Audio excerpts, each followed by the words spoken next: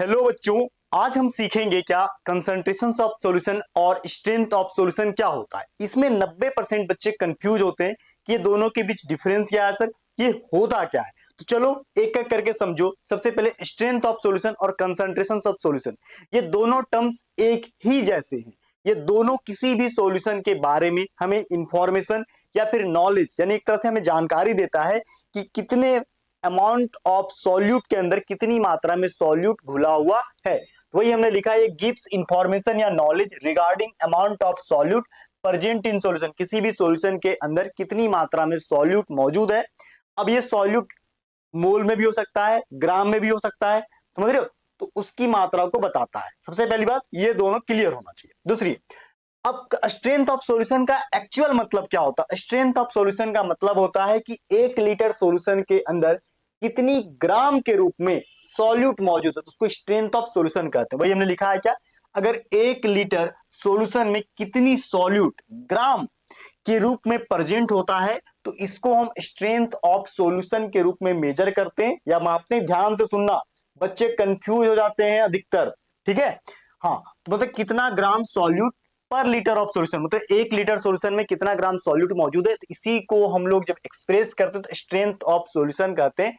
ध्यान रखना, इसका फॉर्मूला क्या है बेटा, स्ट्रेंथ बराबर मास ऑफ सॉल्यूट बटे वॉल्यूम ऑफ सॉल्यूशन। इसका यूनिट बोल देंगे ग्राम पर लीटर। तो 1 लीटर में कितनी ग्राम सॉल्यूट मौजूद है। जैसे अगर 10 ग्राम NaCl 1 लीटर सॉल्यूशन में है, लिखेंगे 10 ग्राम पर लीटर NaCl, मतलब 1 लीटर सॉल्यूशन में 10 ग्राम NaCl प्रेजेंट है, जिसको स्ट्रेंथ ऑफ सॉल्यूशन कहते हैं। अब दूसरा आता है सर कंसंट्रेशन ऑफ सॉल्यूशन।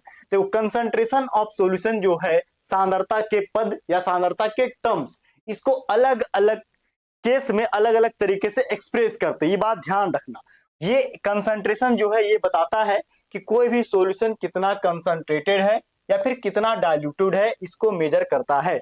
और ये मेजर अलग अलग केस में किया जाता है, सिर्फ लीटर और ग्राम में नहीं, अलग अलग केस में। ध्यान से सुनो, इसको अलग अलग तरीके से हम लोग एक्सप्रेस करते हैं। पहला परसेंटेज स्ट्रेंथ, दूसरा मोलारिटी जिसको मोलरता कहते हो, मोलालिटी मोललता, मोल फ्रैक्शन जिसको मोल अंश कहते हो हिंदी में, पार्ट्स पर मिलियन या फिर फॉर्मालिटी या फिर नॉर्मालिटी नॉर्मलता। ये अलग अलग टोटल 7 छोटे छोटे टर्म्स हैं जिसमें कंसंट्रेशन ऑफ सॉल्यूशन को हम लोग समझते हैं। और मजे की बात यह है कि इन सातों सॉल्यूशन जो सातों टर्म्स है सबसे ज्यादा यूज होता है न्यूमेरिकल क्वेश्चन को समझने के लिए, न्यूमेरिकल क्वेश्चन बनाने के लिए, बोर्ड में, नीट में, जेई में, हर जगह, ठीक है। और इन सभी कंसंट्रेशन टर्म्स का बेटा जो यूनिट होता है सबका अलग अलग होता है।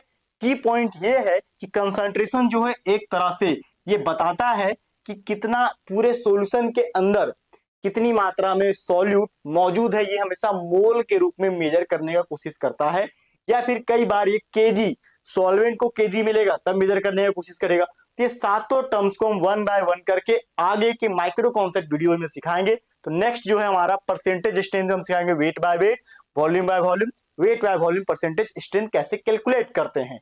तो अगले माइक्रो कॉन्सेप्ट वीडियो के लिए आप हमें फेवरेट टीचर में मार्क कर सकते हैं, हमारे चैनल को सब्सक्राइब करके, हमें फॉलो करके। Thank you so much. और ये कैसा लगा इन्फॉर्मेशन कमेंट करके जरूर बताना। Thank you so much.